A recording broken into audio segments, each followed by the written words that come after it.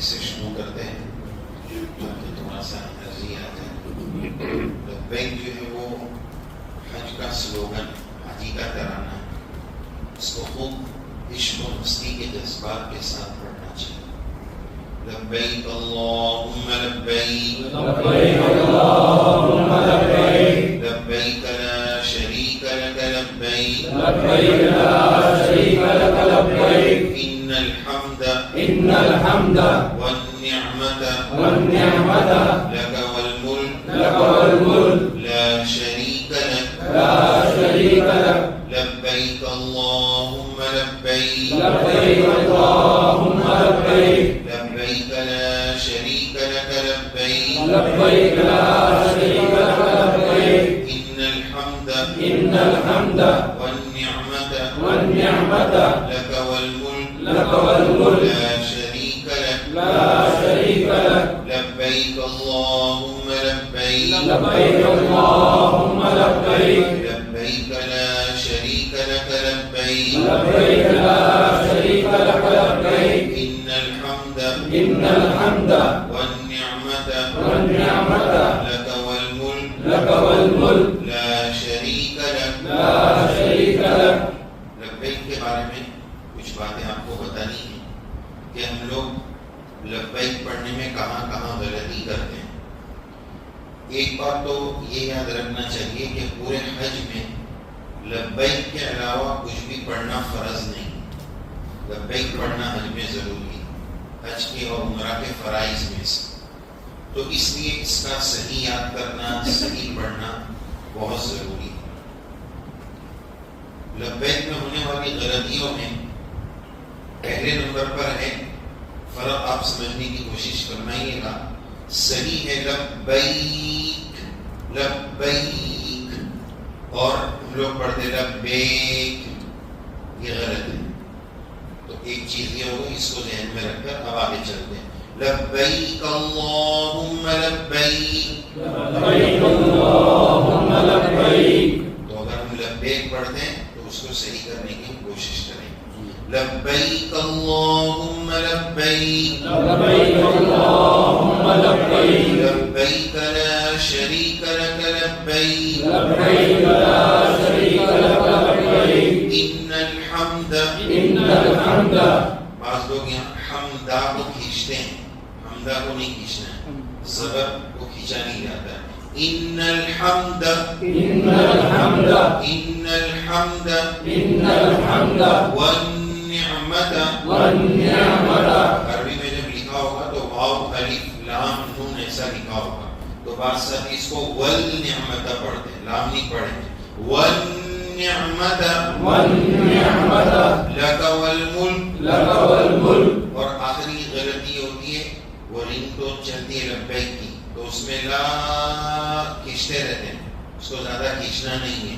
لا شریک لک لا شریک لک. لبیک اللہم لبیک، لبیک اللہم لبیک، لبیک لا شریک لک لبیک، لبیک لا شریک لک لبیک، ان الحمد ان الحمد والنعمت والنعمت لک والملک لک والملک لا شریک لک. لا شریک لک. تو یہ دو تین باتیں جو بتائیے، ایک تو لبیک پڑھنا ہے، ان الحمد کھینچنا نہیں، والنعمت لا زیادہ کھینچنا نہیں. یہ چار عموماً اس میں سے غلط ہوتی ہے.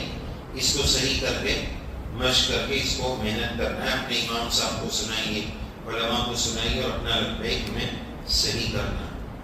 اسی کے ساتھ ساتھ جب آپ لبیک پڑھیں گے تو سوچ کر پڑھیے کہ میں کیا بول رہا ہوں.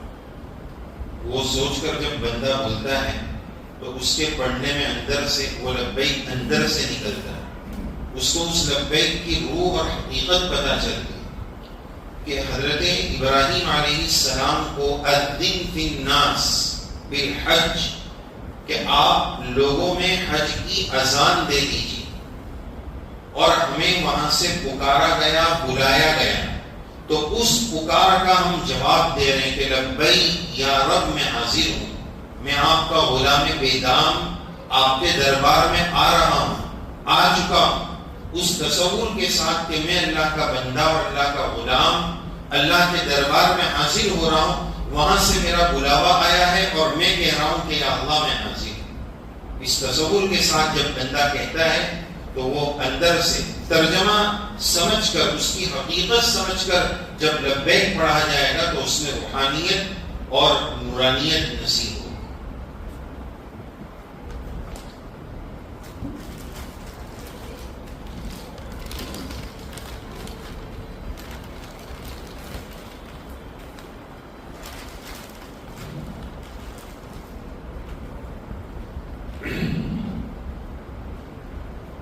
تو یہ بات تو تھی لبیک کے تعلق سے، اب ہم اپنا اصل موضوع شروع کرتے ہیں۔ الحمدللہ وکفی وسلام علی عباده الذین اصطفی، اما بعد، اعوذ باللہ من الشیطان الرجیم، بسم اللہ الرحمن الرحیم، وللہ علی الناس حج البیت من استطاع الیہ سبیلا ومن کفر فإن اللہ غنی عن العالمین، وقال تعالی الحج اشہر معلومات فمن فرض فيهن الحج فلا رفث ولا فسوق ولا جدال في الحج، وقال تعالى أتموا الحج والعمرة لله، وعن أبي هريرة رضي الله عنه قال قال رسول الله صلى الله عليه وسلم الحج المبرور ليس له جزاء إلا الجنة، وقال رسول الله صلى الله عليه وسلم من حج لله فلم يرفث ولم يفسق رجع كيوم ولدته أمه، أو كما قال عليه الصلاة والسلام۔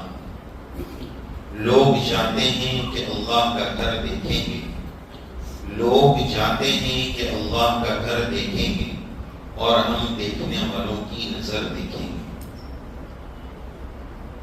اجازت ہو تو آ کر شامل ان میں بھی ہو جاؤں، اجازت ہو تو آ کر شامل ان میں بھی ہو جاؤں، سنا ہے کل تیرے در پر ہجوم عاشقاں ہوگا، اجازت ہو تو آ کر شامل ان میں بھی ہو جاؤں، سنا ہے کل تیرے در پر ہجوم عاشقاں ہوگا۔ دل میں یہ حسرت رہ گئی، دل میں یہ حسرت رہ گئی کہ پہلے سے حج کرنا نہ سیکھا تھا، دل میں یہ حسرت رہ گئی کہ پہلے سے حج کرنا نہ سیکھا تھا، کفن بردوش جا پہنچا مگر مرنا نہ سیکھا تھا۔ دل میں یہ حسرت رہ گئی کہ پہلے سے حج کرنا نہ سیکھا تھا، کفن بردوش جا پہنچا مگر مرنا نہ سیکھا تھا۔ مزے لوٹو کریم اب تو بن پڑی ہے، مزے لوٹو کریم اب تو بن پڑی ہے، بڑی اونچی جگہ میری قسمت لڑی ہے۔ میری طلب بھی کسی کے کرم کا صدقہ ہے، میری طلب بھی کسی کے کرم کا صدقہ ہے، یہ قدم اٹھتے نہیں اٹھائے جاتے۔ واجب الاحترام حجاج بیت اللہ الحرام ضیوف الرحمن، سب سے پہلے ہم آپ کی خدمت میں ڈھیر ساری مبارکبادی پیش کرتے ہیں کہ آپ بڑے شرف اور اعزاز والے لوگ ہیں کہ اللہ تبارک و تعالیٰ نے اپنے گھر کی حاضری کے لیے آپ حضرات کو قبول فرمائے۔ اللہ کا بہت بڑا کرم ہے، بہت بڑا انعام اور احسان ہے۔ آپ ذرا تصور فرمائیں نا کہ کیا میرے ناپاک قدم اس قابل ہیں کہ وہ اس دھرتی پر چل سکیں؟ کیا میری ناپاک نگاہیں جو ہر وقت گناہ دیکھنے کی عادی ہو گئی، کیا وہ اس قابل ہے کہ گنبد خضرا کا دیدار اور روضہ رسول اللہ صلی اللہ علیہ وسلم کی زیارت کر سکیں؟ کیا یہ ناپاک نگاہیں اس قابل تھیں؟ لیکن ان تمام نالائقیوں اور نااہلیوں کے باوجود میرے رب نے مجھے بلایا، یہ اس کا احسان۔ آج کی دنیا میں مطلب پرستی کے اس دور میں ہم دیکھتے ہیں کہ اگر بھائی بہن کی طبیعت میچ نہیں کھاتی ہے، ذرا سا 19-20 ہو جاتا ہے تو بھائی بول دیتا ہے بہن کو، سگی بہن کو، سگے رشتہ دار کو کہ آج کے بعد میرے گھر پر مت آنا. ہوتا ہے کہ نہیں دنیا میں کہ بھائی بھائی کو بول دیتا ہے, بھائی بہن کو بول دیتا ہے.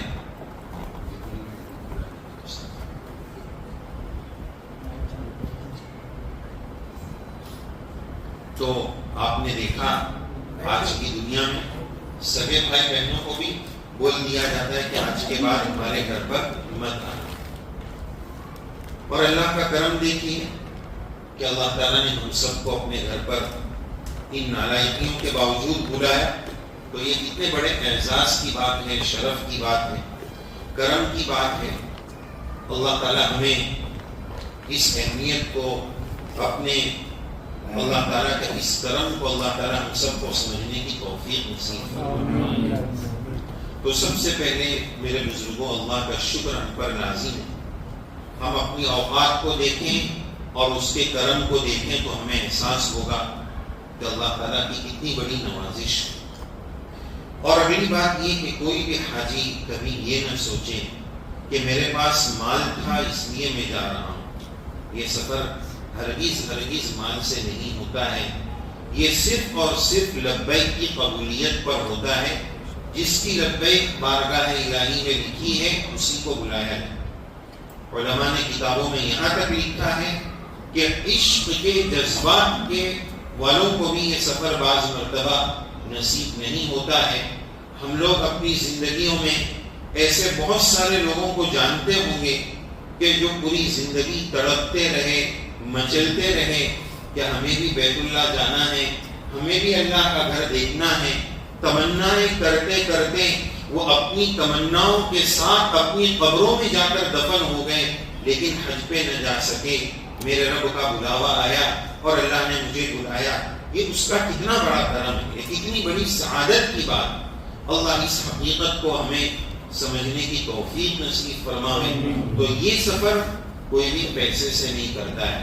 آپ وہاں جائیں گے, ایسے ایسے لوگ آپ کو نظر آئیں گے, ان کے کپڑے, ان کا حلیہ, ان کے ظاہری حال چال آپ کو دیکھ کر لگے گا کہ یہ بھائی یہاں کیسے پہنچا ہوگا. بھائی ایسے پہنچا ہوگا کہ رب نے بلایا ہے, بس کوئی صلاحیتیں وہاں کام نہیں آتی ہے.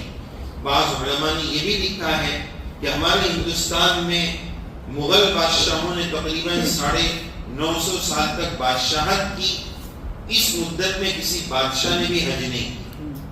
اس کی جو بھی وجہ رہی ہو, بہرحال کہنے کا خلاصہ اس سلسلے میں یہ ہے کہ کبھی یہ ناز, یہ زعم, یہ خیال نہ آئے کہ میں پیسے سے جا رہا ہوں, میں مالدار تھا تو میں جا رہا ہوں. میں نہیں جا رہا ہوں, میرا رب بلا رہا ہے. بڑے بڑے پیسے والے موجود ہیں, بلکہ کیا کہا جائے, ہم ایسے لوگوں کو جانتے ہیں 45 سالوں سے 45 ایئرس سے وہ مکہ میں رہتے ہیں, لیکن آج تک انہوں نے حج نہیں کیا. مکہ میں رہتے ہیں, سعودی میں نہیں, مکہ میں رہتے ہیں اور حج نہیں کیا. ایسے لوگ آپ کو مل گئے. بتائیے, یہ سفر صرف اللہ کی طرف سے ایک بہت بڑا انعام ہے. ہم اس قابل نہیں تھے. اس تصور کو, اس استعداد کو ہر وقت دہراتے رہیے اور قدم قدم پر اللہ کا شکر ادا کرتے رہیے. لئن شکرتم لازیدنکم. اللہ تعالی ہماری اس نعمت میں اضافہ فرمائے. اس سفر میں جانے سے پہلے سب سے پہلی چیز ہے اخلاص نیت. اللہ تعالیٰ نے اسپیشلی فرمایا اتیموا الحج والعمرۃ للہ. حج اور عمرہ کو صرف اللہ کے لیے پورا کرو. اخلاص ہر عبادت میں مطلوب ہے. ہر عبادت میں اللہ تعالیٰ کو اخلاص چاہیے, لیکن اسپیشلی حج عمرہ کے بارے میں الگ سے فرمایا.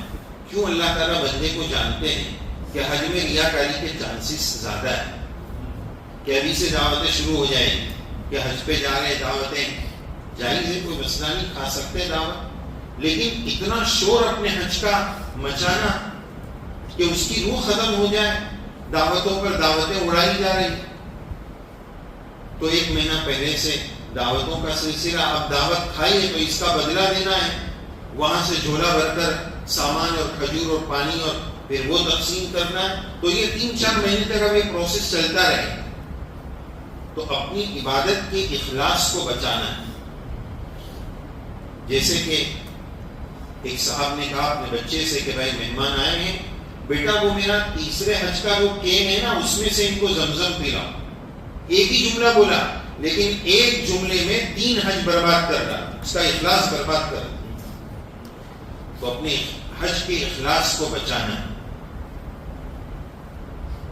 جیسے آج کل یہ رواج ہے کہ بھائی کیا نام ہے جناب کا, تو بولے حاجی عبدالرزاق صاحب, اور 2 حج کر لیے تو الحاج عبدالرزاق صاحب.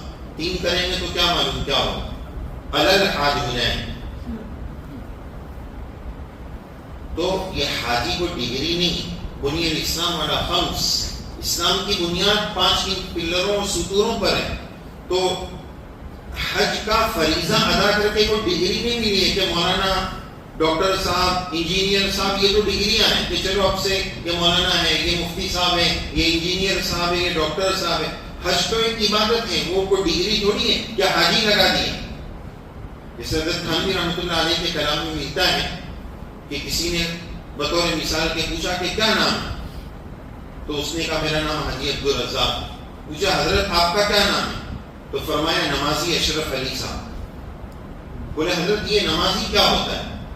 بولے بھائی تو ایک حج کر کے آئے اور حاجی میں تو دن میں 5 ٹائم پڑھتا ہوں, تو پھر میں نمازی بھی ہوں, میں نمازی اشرف علی. تو حاجی عبدالرزاق, تو پھر وہ نماز بھی پڑھتے ہیں, زکوٰۃ بھی دیتے ہیں, روزہ بھی. تو نمازی, رمضانی, روزاتی, زکاتی, حاجی عبدالرزاق, لائن لگتی چلی جائے.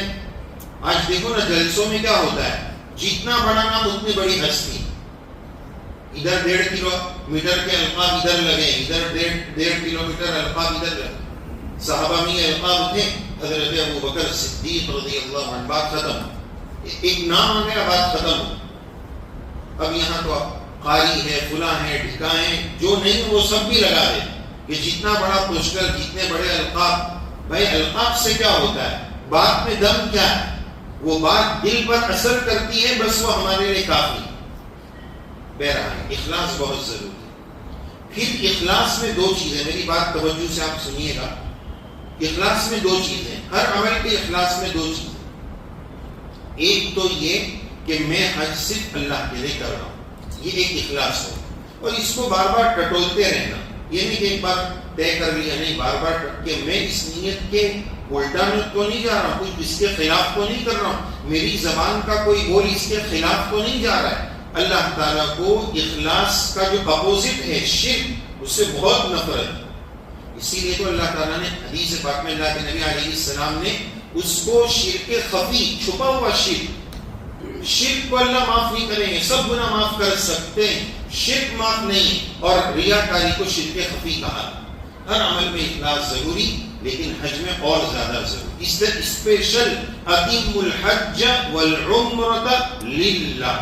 حج جس آیت سے حج کی فرضیت ثابت ہے, اس میں بھی اللہ تعالیٰ سب سے پہلے فرما رہے ہیں وللہ, وللہ, اللہ کے, وللہ علی الناس حج البیت, وللہ, سب سے پہلے اللہ کے, اس کو سب سے پہلے ذکر کرو. یہیں سے یہ بات عرض کر دوں. آگے اللہ تعالیٰ فرماتے ہیں ومن کفر. آج کل ہمارے معاشرے میں امت مسلمہ کا ایک بہت بڑا طبقہ ایسا ہے کہ جن پر حج فرض ہو چکا ہے, لیکن وہ اپنے فریضے سے ٹال مٹول کر رہے ہیں, ادا نہیں کر رہے. ٹال مٹول کیوں کر رہے ہیں, پرابلمز کیا ہیں؟ کچھ پرابلمز جو لوگ بولتے ہیں وہ میں آپ کو بتانا چاہتا ہوں, کس وجہ سے ڈیلے کر رہے ہیں. ایک سوچ تو یہ بن گئی ہے کہ جب تک سب بیٹوں کی, بیٹیوں کی شادیاں نہ ہو جائے, جب تک سب بچوں کا اپنا اپنا پرسنلی کاروبار نہ ہو جائے, اور جب تک میں دادا پر دادا نہ بن جاؤں, تب 100 چوہے کھا کے بلی حج کو جائے, ہے نا مشہور جملہ, تب جائیں. یعنی گویا حج بڑھاپے کی عبادت ہے, نہیں جوانی کی عبادت ہے. پچھلے سالوں میں جو جا کر آئے ان سے پوچھئے کہ یہ فریضہ جتنی جلدی زندگی میں ادا کر لیا جائے, جوانی میں طاقت کی عمر میں ادا کر لیا جائے, بہت اچھا رہے. یہ جوانی کی عبادت ہے, بڑھاپے کی عبادت نہیں. چلو اگر یہ سوچ بنا رہے بعد میں کر لیں گے, بعد میں کر لیں گے, کر لیں گے تو فریضہ تو ادا ہو جائے گا, لیکن جناب کیا گارنٹی ہے کہ آپ آئندہ زندہ رہیں گے؟ کیا گارنٹی ہے؟ مر گئے تو فریضہ چلا جائے گا. اور پھر وہ وعید یاد رکھنا ہوگا کہ اللہ کے نبی علیہ السلام فرما رہے ہیں کہ جو اس طرح مر گیا مجھے کوئی پرواہ نہیں، وہ یہودی ہو کے مر جائے، نصرانی ہو کر مر جائے، مجھے اس کی کوئی پرواہ نہیں۔ اور اسی بات کو اللہ تعالیٰ نے قرآن مجید میں اسی آیت میں کیا فرمایا؟ وَمَن لَمْ يَحُجْ نہیں فرمایا، فرمایا وَمَن كَفَرَ، حج نہ کرنے والے کو کیا فرمایا؟ کفر، کفر فرمایا۔ اسی کو اللہ کے نبی علیہ السلام نے کیا فرمایا؟ وہ یہودی ہو کر مر جائے، نصرانی ہو کر مر جائے، ہمیں اس کی کوئی پرواہ نہیں۔ تو یہ ٹال مٹول کرتے۔ اور ایک سوچ یہ بھی ہوتی ہے کہ لوگوں کو کاروبار میں ایسا گھیر رکھا ہے کہ بعد میں چلے جاؤں گا، آئندہ سال تب چلے جاؤں گا، زندگی جو ہے وہ گزر جاتی۔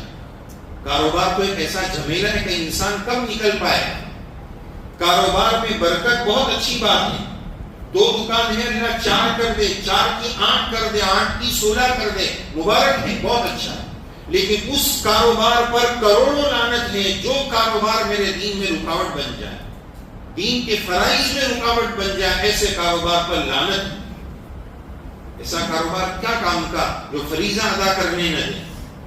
بہت سارے کاروباری لوگ جاتے بھی ہیں تو بولے بھائی میرے کو شارٹ پیکیج بتائیے، 8 دن کا حج، 12 دن، بھائی اتنی مقدس جگہ جا رہے ہو، تھوڑا رک جاؤ، وہاں کی برکات لے کر آؤ۔ کون سا کاروبار بھاگا جا رہا ہے؟ موت آ گئی تو کیا بولیں گے؟ رک جا، میں تھوڑا کاروبار کر کے آ رہا ہوں، موت کو پکڑ کے لے جائے۔ یہ حج کی عبادت کا یہ احرام مجھے یہ یاد دلاتا ہے کہ تو اس کو پہن کر کفن یاد کر لے، ایک دن یہ پہنا کر لے جائے۔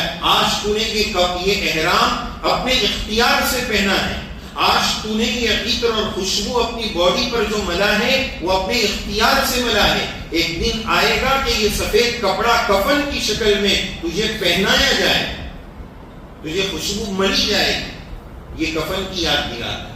تو موت آ گئی تو کیا کریں گے؟ بہانہ کر رہے ہیں ہم۔ اچھا، ایک شیطانی دھوکہ باز لوگوں کو یہ لگتا ہے کہ میں تو بہت گنہگار ہوں، اسی اگر چالو ہے تو پنکھے بند رہے۔ ایک شیطانی دھوکہ یہ ہوتا ہے بعض لوگوں کو کہ یار میں تو بہت گنہگار ہوں، میری کیا اوقات کہ میں اس دھرتی پر جاؤں۔ بعض مرتبہ شیطان ایسا دھوکہ دیتا ہے کہ اس کا ٹائٹل بہت اچھا رہتا ہے۔ میں اس کا جواب آپ کو ایک مثال سے سمجھاتا ہوں، اور اس مثال کو آپ طواف کے چکر کے وقت یاد رکھیے گا۔ جب آپ طواف کر رہے ہوں گے تو یہ مثال آپ یاد رکھیے گا کہ جو واشنگ مشین ہوتا ہے اس میں کپڑا دھلتے ہیں تو صاف کلین اچھا کپڑا اس میں نہیں دھویا جاتا ہے، جو گندا ہوتا ہے وہی دھویا جاتا ہے۔ وہ گول گول گھومتا ہے اور پانی کے بہاؤ کے ذریعے وہ گندگی اور نجاست اور میل کچیل دور ہو جاتا ہے۔ تو اسی طرح میں بہت گنہگار ہوں، یقیناً بہت گنہگار ہوں، لیکن میں تو اس لیے جا رہا ہوں کہ اسی کپڑے کی طرح میں بھی بیت اللہ کے گرد گرد گول گول گھوموں گا، اور اس طواف اور گھومنے کی برکت سے اللہ تعالیٰ کو میرے گناہوں کا میل کچیل بھی اسی میل کچیل کی طرح باہر نکال کر پھینک دیں، صاف کرانے ہی جانا ہے۔ یہ شیطانی دھوکہ ہے۔ تو جب بھی طواف کرو یہ سوچ کر کے اللہ بہت گنہگار ہوں، بس اس گناہوں کی صفائی کے لیے اور اس گناہ سے معافی مانگنے کے لیے میں آپ کے در پہ چکر لگا۔ تو میں آج یہ کر رہا تھا، اخلاص میں 2 باتیں آپ کو یاد ہوگا، اخلاص میں 2 باتیں کہ میرا حق صرف اللہ ہے۔ دوسری بات، اخلاص کا ایک دوسرا پہلو سمجھیے کہ اگر ہم سے کوئی یہ سوال کرے، ہم یہاں سے بمبئی جا رہے ہیں ٹرین میں، تو کوئی پوچھے کہ بھائی آپ بمبئی کیوں جا رہے ہیں، تو آپ کوئی جواب دیں گے نا، مال لینے جا رہا ہوں، کاروباری سلسلے میں جا رہا ہوں، رشتے دار کے پاس جا رہا ہوں، کوئی نہ کوئی جواب ہوگا نا، بمبئی کیوں جا رہے ہیں۔ تو اگر ہم سے کوئی یہ سوال کرے آپ حج پر کیوں جا رہے ہیں، اس کیوں کا آپ کے پاس کوئی جواب ہے؟ کیوں؟ وائی؟ آپ حج پر کیوں جا رہے ہیں یہ پوچھا جائے تو ہم کیا جواب دیں؟ کوئی کسی کے پاس کوئی اسپیشل جواب ہو تو ہاتھ اٹھائیے۔ نہیں بتا سکتے تو ہماری بیان نہیں ہے، مذاکرے کی مجلس اور سب ہم بھائی بھائی ہیں۔ اچھا ماشاءاللہ. اور کوئی بتائیں گے؟ پھر میں بھی 2-3 آپ کو بتاؤں. یہ بھی ایک صحیح جواب ہے. جزاک اللہ. اور کسی کے ذہن میں کوئی بات ہو تو بتائیں. اس سے کہ آپ کی توجہ بھی بٹے گی, آپ کا دل اور لگے گا کہ ہمیں دھیان سے سننا ہے, بیچ میں کچھ بھی پوچھا جائے گا. کوئی اور جواب ذہن میں آ رہا تو بتائیے, بے فکر بتائیں. غلط ہوگا تو بھی بتائیے, اس میں کیا حل ہے. کوئی جواب ذہن میں ہے؟ اور انعام لینے جا رہے ہیں. ماشاء اللہ, دیکھیے کتنا اچھا ہے, بہت بڑی بات ہے. واقعہ تھا بڑے کے پاس آدمی انعام لے نہیں جاتا, یہ بھی اچھی بات ہے. اور بہت زبردست ماشاء اللہ. ہم نے جو 2-3 سوچے اس میں سے ایک ہی ہے. تو پہلی نیت حج پر آپ کیوں جا رہے ہیں, اس میں پہلی نیت آپ یہ کریں گے کہ اس دنیا میں بندہ ان آنکھوں سے اللہ کو نہیں دیکھ سکتا ہے. لا تدرکہ الابصار وہو یدرک الابصار. لیکن جنت میں جا کر ان آنکھوں سے اللہ کا دیدار ہوگا. تو دنیا میں رہ کر اللہ کو تو نہیں دیکھ سکتے ہیں, لیکن بیت اللہ وہ جگہ ہے جو اللہ کی تجلیات اور انوارات کے نازل ہونے کا مرکز ہے. حج میں جو طواف فرض ہے, اس طواف کا کیا نام ہے؟ کیا نام ہے؟ طواف زیارت. زیارت یعنی وزٹ. یہ طواف اللہ کے دیدار کے قائم مقام ہے, اسی لیے تو اس کو کس کی زیارت کر رہے ہیں. یہ طواف اللہ کے دیدار, اللہ کی زیارت کے قائم مقام ہے. فَلْيَعْبُدُوا رَبَّ هَذَا الْبَيْتِ فَلْيَعْبُدُوا رَبَّ هَذَا الْبَيْتِ. میں رب البیت کی ملاقات کے لیے جا رہا ہوں. پہلی نیت کیا کریں گے ہم اللہ کی ملاقات کے لیے جا رہے ہیں. اور دوسری بات جو بھائی نے بتائی, علامہ ابن القیم رحمہ اللہ نے ایک بات لکھی ہے کہ جس کا رمضان اچھا, اس کا پورا سال اچھا. جس کا جمعہ اچھا, اس کا پورا ہفتہ اچھا. اور جس کی زندگی کا حج اچھا, اس کی پوری زندگی اچھی. تو میں وہاں اپنی زندگی کو بدلنے جا رہا ہوں کہ میری زندگی قرآن و سنت کے مطابق, اللہ کے حکموں کے مطابق اور رسول اللہ صلی اللہ علیہ وسلم کے طریقوں کے مطابق میری زندگی میں صالح انقلاب, ایک واضح چینجنگ اور تبدیلی آ جائے. میں اپنے آپ کو بدلنے جا رہا ہوں, گناہوں بھری زندگی چھوڑنے جا رہا ہوں. آپ اگر اردو پڑھتے ہیں, آپ کے پاس ٹائم ہے, آپ وقت نکالیے. اور جو لوگ پہلے اللہ والے اور بڑے لوگ جو حج پر گئے نا, ان کی داستان حج پڑھیے. پہلے زمانے میں 2-3 مہینے تک تو پہنچنے میں لگ جاتے. حاجی وہاں پہنچتا نہیں تھا, اس سے پہلے پکا سچا مسلمان اور آدھا عالم بن جاتا تھا. 3 مہینے میں اتنا حج سیکھ. یہ مذاکرے ایسے نہیں ہوتے تھے. پانی کا جہاز ہے, 2-3 مہینے تک چلے گا, اسی میں وہ حج بھی سیکھ لے گا, زکات بھی, پورا دین وہاں سکھا دیا جاتا. اور نیک بن کر وہاں پہنچتے ہیں. اور اللہ تعالیٰ نے, جیسے ابھی ہم جائیں گے تو بہت ساری چیزیں لے کر جاتے ہیں کہ بھائی کچھ چیزیں یہاں کی گورنمنٹ نے بولی ہے, کچھ چیزیں وہاں کی گورنمنٹ نے بولی ہے. پاسپورٹ بھی ہونا چاہیے, ویزا بھی ہونا چاہیے, یہ بھی میرا سامان بھی ہونا چاہیے. لیکن جا کہاں رہے ہیں, کس کے گھر پر جا رہے ہیں؟ جس کے گھر پر جا رہے ہیں اس نے بھی کچھ منگایا ہے. تو یہ سوچنا ہے کہ اس نے کیا منگایا ہے, وہ میں نے لیا کہ نہیں. کسی کے وہاں جا رہے ہیں تو ہم پوچھتے ہیں بھائی آپ کے لیے میں کیا لاؤں, بولتے نہیں دعا. ایک رسم بھی ہوتی ہے. حالانکہ بمبئی سے آ رہا ہے تو افلاطون منہ میں سے نکل نہیں رہا. سلیمان عثمان کے افلاطون لے کر بولتا ہے نہیں دعا لے کر. تو بہرحال اب اس نے بولا کہ ٹھیک ہے بھائی, ایک مسواک خالی لے کر آنا. ایک مسواک صرف منگایا 10 روپے کا. تو ہے 10 روپے کا, لیکن اس کی اہمیت کتنی بڑھ گئی کہ یہ اس نے منگایا ہے. کچھ لے کے جاؤں کہ نہیں لے کر جاؤں, اب مسواک میرے کو لے کر جانا پڑے گا. اس لیے کہ میں نے پوچھا تھا کہ بھائی آپ کے لیے کیا لے کر آؤں, تو بھائی نے بولے مسواک لانا ہے. تو سب کچھ بھول سکتا ہوں, لیکن مسواک میرے کو لے جانا اس لیے کہ بھائی نے منگایا. تو جس کے گھر پر جا رہے ہیں اس نے کیا منگایا ہے, وَتَزَوَّدُوا, توشہ لے کر آنا. اللہ تعالیٰ کہہ رہے توشہ لے کر آنا. فَإِنَّ خَيْرَ الزَّادِ التَّقْوَى, بہترین توشہ تقویٰ اور اللہ کا ڈر ہے. یہ تقویٰ لے کر آنا, اللہ کا ڈر لے. تو پہلے حاجی اس پانی کے جہاز میں وہ لے کر جاتا, متقی بن کر جاتا ہے. اب ہمیں یہ تقویٰ کہاں سے لینا ہے؟ یہ مل چکا ہے، اب اس کو 2 مہینہ 1.5 مہینہ بچانا ہے. کتب علیکم الصیام کما کتب علی الذین من قبلکم لعلکم تتقون. روزے سے وہ تقویٰ مل چکا ہے اپنی اپنی شان حیثیت کے مطابق. اب اس تقوی کو حج تک بچا کر لے جانا، یہ تیاری ہے. تو ایک نیت یہ ہو گئی میں اللہ کی ملاقات کے لیے جا رہا ہوں. دوسری نیت میں نے آپ کو یہ بتائی اپنے آپ کو بدلنے جا رہا ہوں.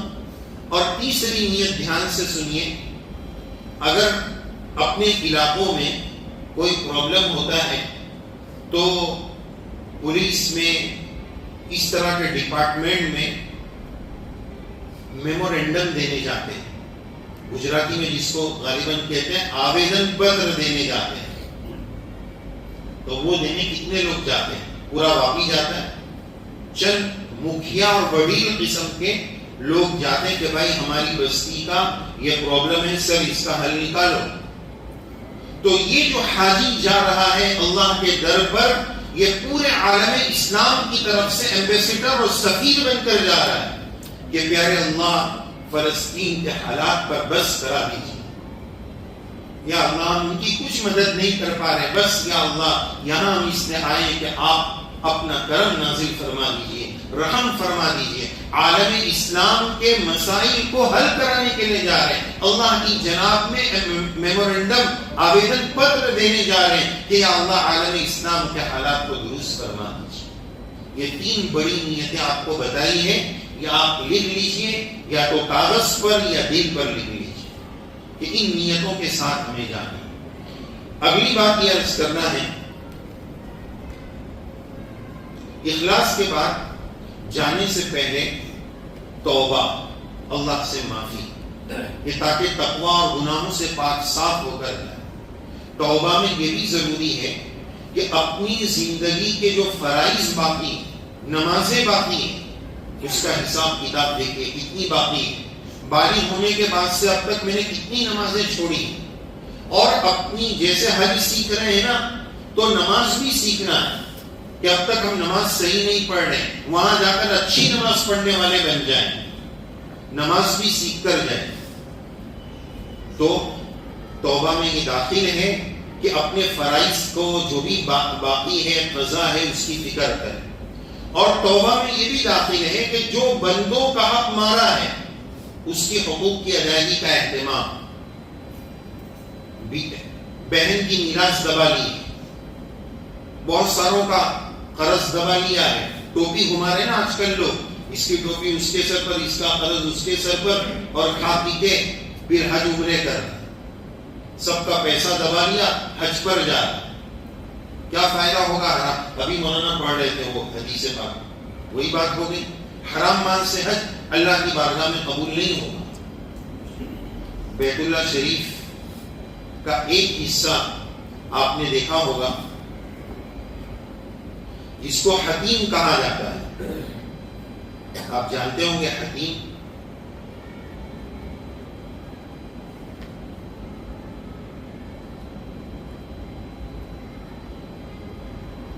حتیم وہ حصہ جو جس پر 2 گرین لائٹ ہیں، بیت اللہ شریف سے لگ کر ہے اور اس پر گرین لائٹ ہے.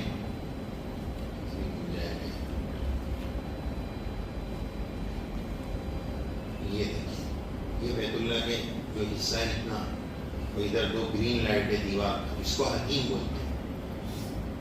مسئلہ یہ ہے کہ اگر کسی نے قسم کھائی کہ میں بیت اللہ کے اندر نماز پڑھوں گا، بیت اللہ کے اندر نماز پڑھوں گا، اور اس کے اندر نماز پڑھ لیا تو اس کی قسم پوری ہو جائے گی. یہ بیت اللہ کے اندر کا حصہ. تو کفار و مشرکین کے دور میں بیت اللہ کی جب تعمیر ہو رہی تھی تو یہ والا حصہ عمارت میں نہیں آیا، ایک کھلا ہے، اوپن بیت اللہ کا حصہ. تو کیوں وہ عمارت کے اندر اس کو نہیں لیا؟ اس کی 2 وجہ ہے. ایک وجہ تو یہ ہے جو ظاہری ہے کہ اس وقت حلال پیسہ کم ہو گیا تھا، پیسہ کم پڑ گیا تو اس کو چھوڑ دیا گیا. یعنی اس دور کے مشرکین نے اللہ کے گھر بنانے میں حرام پیسہ نہیں لگایا، اور مسلمان حج کرنے میں حرام پیسہ لگا. دوسرے کا مال دبا کر لگائی، یہ غلط بات ہے. تو ایک وجہ تو یہ ہو گئی. دوسری وجہ اللہ کا کرم ہے. کیا کرم ہے کہ جو عمارت والا بیت اللہ ہے اس میں تو تالا ہے، بادشاہ لوگ جائیں گے، بڑے لوگ جائیں گے. ہمارے جی میں یہ جذبہ آیا کہ میں بیت اللہ سے چمٹوں تو ملتزم سے چمٹ گیا.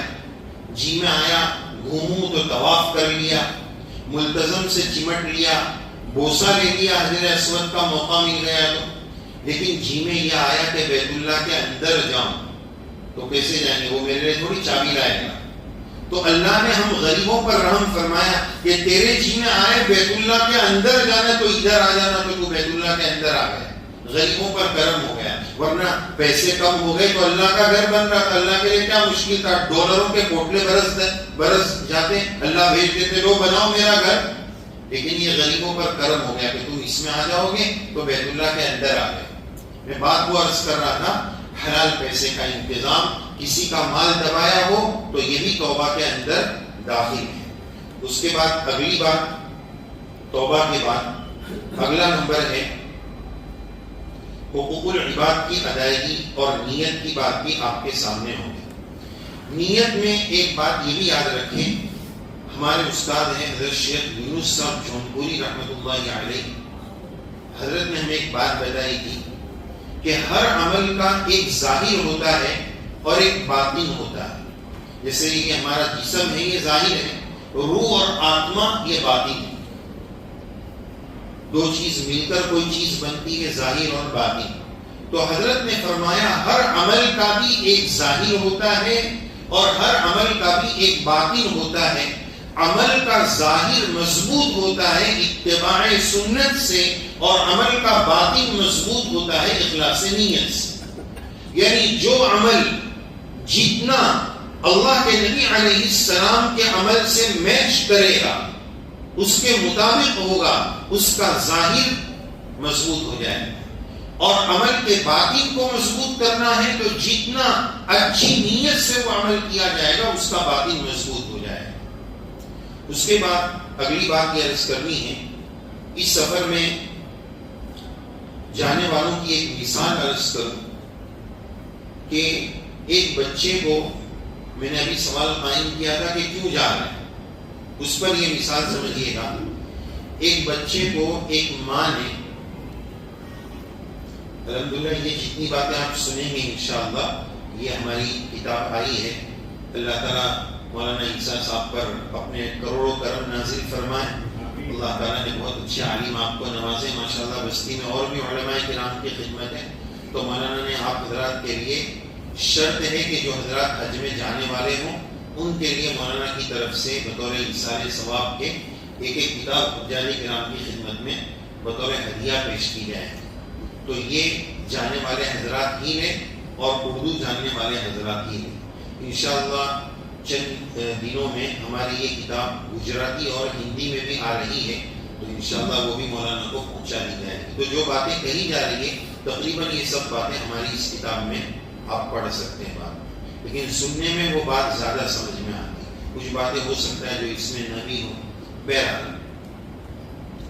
تو مثال میں عرض کر رہا تھا کیوں جا رہے ہیں. نے پوچھا ایک بچہ ہے، اس کو امی نے ایک پیپر دیا کہ بیٹا یہ 10 چیزیں جا کے سپر مارکیٹ سے لے کر آ. تو وہ بچہ نیچے اترا. اب جب نیچے آیا تو اس کے ایک دوست نے پوچھا کہ کہاں جا رہا ہے، تو بولے ممی نے یہ سامان منگائے میں لینے جا رہا ہوں. تو وہ بولتا ہے میں بھی چلوں، چل کمپنی دیتا ہوں. دوست لوگ ساتھ میں ہو جاتے ہیں ہے نا. اب دونوں گئے، دونوں واپس آئے. دونوں میں فرق ہے، زمین اور آسمان کا فرق ہے.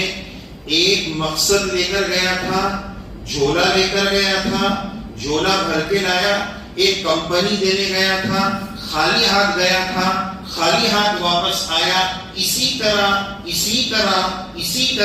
حاجی کی بھی 2 قسمیں ہیں. ایک دل کا جھولا بھر کر جھولا لے کر جاتے ہیں جس میں اللہ کی محبت، اللہ کے نبی علیہ السلام کی محبت وہاں سے بھر کر لاتے ہیں. اور کچھ حاجی وہ ہوتے ہیں جو صرف کمپنی دینے جاتے ہیں، خالی ہاتھ جاتے ہیں اور خالی ہاتھ واپس آتے ہیں. اللہ میری اور آپ سب کی حفاظت کرے. یہ دو قسم کے حاجی. اسی طرح ایک اور بات یاد آئی کہ سفر کی تیاریوں میں ایک اہم تیاری نفسیاتی تیاری، سائیکولوجی تیاری، دماغی تیاری. ایک دل دماغ پر ایک سہم ہوتا ہے کہ بھائی پچھلے سال اتنے لوگ مر بھی گئے تھے اور ایسا بھی ہوا تھا ویسا بھی ہوا تھا. ایک سفر کا ڈر. تو یہ سفر جب ہمارا نام طے ہو گیا ہے تو اندر اتنی خوشی ہونی چاہیے کہ گویا میری تو لاٹری لگ گئی، اتنی خوشی ہونی چاہیے. ایک صاحب یوں بولنے لگے جیسے کسی کی موت کی خبر سنا رہے ہیں. ارے یار وہ کمیٹی میں نام لکھایا تھا نا تو میرا تو نام ہی نکل گیا، آ گیا، میرا نام لگ گیا ہے، مجھے جانا ہے. جب موت ہو گئی، میت ہو گئی. ارے بھائی خوشی سے بول، کتنی بڑی سعادت اور لاٹری لگی. بچہ گھر میں بچے کا جنم ہوگا تو ایسا بولے گا، شادی کی خبر دے گا تو یہ منہ بنا کے بولے گا میرا وہ کمیٹی میں لکھا تو یار نکل گیا، اب کیا کروں، جانا پڑے گا، ایسا بول رہا ہے. خوشی سے بولنا چاہیے کہ سعادت کی بات ہے کہ کتنے لاکھوں لوگ، ہزاروں لوگ ہوتے ہیں جن کا نہیں آیا اور میرا آیا، اور بندہ اس طرح بول رہا ہے. تو ایک تو اندر کی خوشی اور دل دماغ پر ٹینشن نہیں آتا ہے، لیکن اس کو ختم کرنا ہے. دیکھو حج کی عبادت میں مشقت اور تکلیف تو آئے، اور یہ آنا میرے لیے سعادت کی بات ہے. علماء نے حج مقبول کی علامت لکھی ہے کہ جس کے حج میں تکلیف آئے گویا وہ حج قبول ہے. اللہ نے اس کو قبول کیا تبھی اس کو تکلیف دی، اس سے خوش ہو جائے گی. اس تکلیف کو برداشت کرنا ہے. دوسری بات، ہم نے ابھی رمضان میں روزے رکھے، 13 گھنٹے کا روزہ. روزے میں نیت ضروری ہے. کوئی نیت میں یہ بولتا ہے یا اللہ 13 گھنٹے کا روزہ رکھ رہا ہوں، آسان فرما. بولتے ہیں آسان فرما. یا اللہ 4 رکعت پڑھتا ہوں، آسان فرما. بولتے ہیں نہیں. حج اور عمرہ کے ہر عمل میں بول رہے قبول فرما، آسان فرما، آسان فرما، آسان فرما. آسان فرما بلوا کر انڈیکیٹر اور اشارہ دیا گیا کہ تکلیف آئے گی، آسان فرما. اشارہ ہے اس میں، آئے گی، برداشت کرو. اللہ کی محبت، عشق کا دم بھرا ہے. یا ایھا الذین آمنوا، اے میری ماننے والوں، اے پیغام محبت پیش کرنے والوں. اور ایک بات آپ کو بتاتا ہوں، جب بھی آپ کو ڈر لگے، دل دماغ پر ایک دہشت کی کیفیت طاری ہو، یہ باتیں آپ اپنے گھر میں بھی بتائیے گا، اس کو یاد رکھ لیجیے.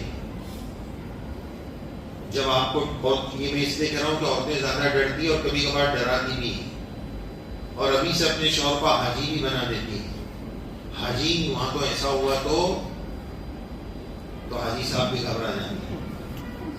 ٹینشن وہاں سے زیادہ ملتا ہے. یہ اچھا مولانا نے ہاتھ مسکرات میں رکھا ہی نہیں، اس لیے میں بول رہا ہوں. تو بہت اہم بات بتانے جا رہا ہوں کہ حدیث شریف میں آتا ہے حاجی اور عمرہ والا اللہ کا مہمان، الحجاج والعمار وفد اللہ، او کما قال علیہ الصلوۃ والسلام. حاجی اور عمرہ والا اللہ کا مہمان ہے نا. حدیث پاک کس کا مہمان ہے؟ اللہ کا مہمان. آپ یہ بھی جانتے ہیں کہ بعض حج کرنے والے وہ ہوتے ہیں جو وہاں کی گورنمنٹ کے مہمان ہوتے ہیں، ہے نا. تو گورنمنٹ کے مہمان والا حاجی بالکل مست سوچ کہ بھائی میں تو شاہی مہمان ہوں اور گورنمنٹ بلا رہی ہے، نو ٹینشن. کون مہمان ہے؟ وہاں کا پرنس، وہاں کا بادشاہ. اور میرا میزبان کون ہے؟ میری ہوسٹنگ کون کر رہا ہے؟ اللہ، احکم الحاکمین، رب العالمین. تو جب ٹینشن آئے میں میرے رب کو یہ بولوں گا یا اللہ میں تو تیرا مہمان ہوں، بس میں تو تیرا مہمان ہوں. آپ یقین سے اور دل سے یہ جملہ بولیے، دیکھیے آپ کو کیا مزہ ہے. یا اللہ میں تو تیرا مہمان ہوں. ٹینشن فری ہو جائے گا، اللہ کی مدد آئے گی. دل سے بولیے، بول کے دیکھیے آپ، اللہ تیرا مہمان، سب پریشانی ختم ہو جائے. آئے گی تو ایسا لگے گا کہ کتنی لذت ہے اس پریشانی، تیرا مہمان. پھر وہ پریشانی آ بھی گئی تو اس میں بھی مزہ ہے. تو یہ چند چیزیں آپ کو بتائی، اس سے ہمارا حج کیا ہے؟ آسان ہوگا. اب اکابر کی چند نصیحتیں آپ کو بتانا چاہتا ہوں. اذان کا ٹائم ہو چالو رکھتے ہیں بند کرتے ہیں 2 منٹ ہے. جو 2 منٹ میں جتنی بات ہو جائے. ایک اللہ والے سے کسی نے پوچھا حضرت میں حج پہ جا رہا ہوں, عمرہ پہ جا رہا ہوں, کوئی نصیحت کیجیے. حضرت نے فرمایا, اردو کا جملہ ہے, تھوڑا گاڑا ہے, سمجھنے کی کوشش فرمائیے گا. واپی تو آدھا یوپی ہے تو سمجھ ہی لیں گے انشاءاللہ واپی اور یوپی.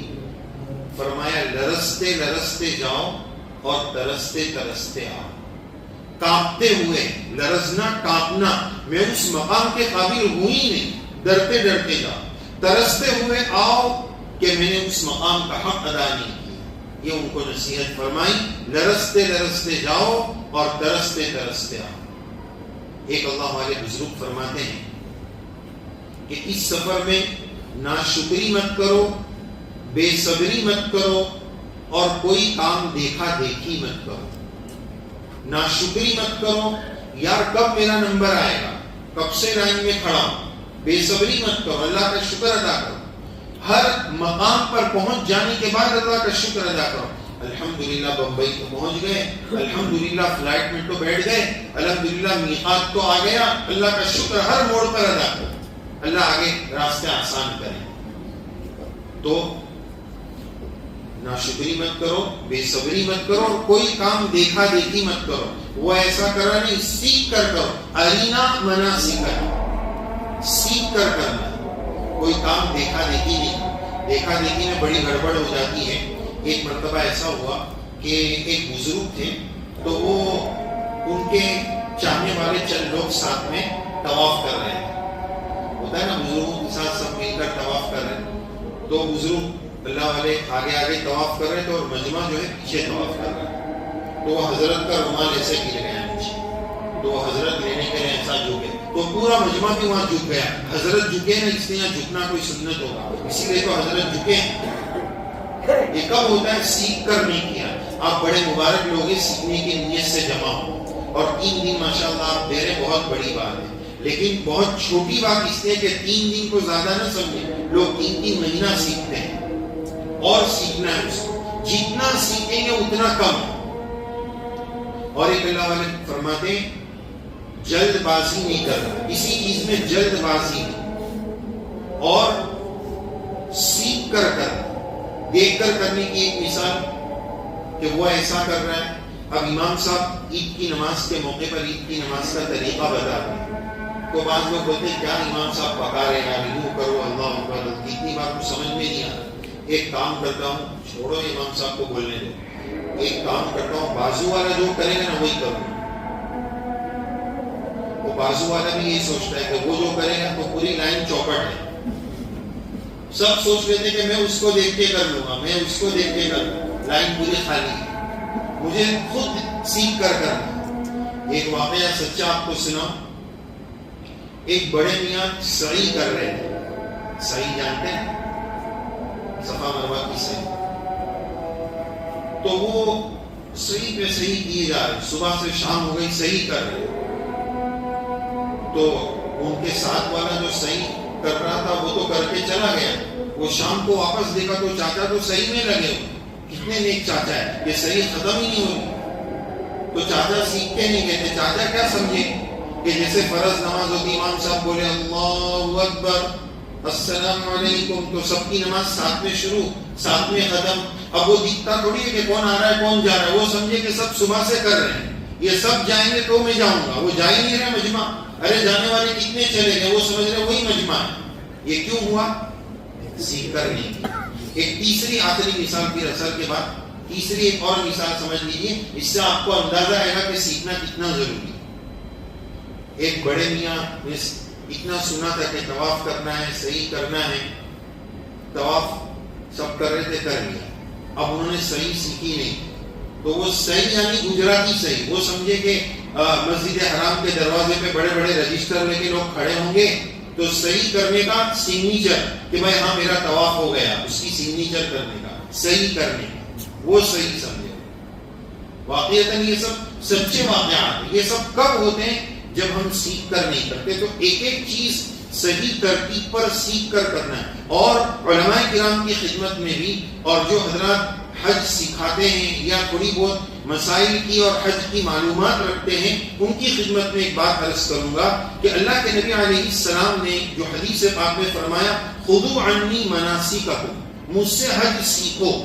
حج کی سنتوں میں اسپیشل سنت ہے حج میں رہ کر حج سکھانا. حج میں رہ کر حج سکھانا. جاننے والوں کو چاہیے کہ نہ جاننے والوں کو وہ باتیں بتائیں کہ بھائی آپ کا یہ عمل. ایک مرتبہ کی بات بتاؤں، ایک صاحب نے جو ان کی حج میں غلطیاں ہوئی، حج میں الحمدللہ لوگ سیکھنے کا جذبہ ہونا زیادہ رکھتے ہیں دوسری عبادتوں کے مقابلے میں. کیوں پتہ ہے؟ دم دے کر دم نکلتا ہے. دم دینا پڑے گا تو جیب کا دم نکلے گا، تو پوچھ لو تو اچھا ہے. تو ایک مرتبہ ایسا ہوا، ایک صاحب آئے اور مجھے 1.5 گھنٹے تک بٹھایا کہ ایسا ہو گیا ویسا ہو گیا. یہ آپ یقین مانیے گا پورا حساب 1.5 گھنٹے کے بعد کلیئر ہوا کہ ان پر 17 دم لگے، 17 اور پھر وہ بولنے لگے یار اتنے میں تو ایک مولانا کو میں لایا ہوتا، ان کا حج ہو جاتا اور میرا حج صحیح ہو جاتا. اللہ ہم سب کو عمل کی توفیق نصیب فرمائے. اگلی مجلس انشاءاللہ سبحان اللہ.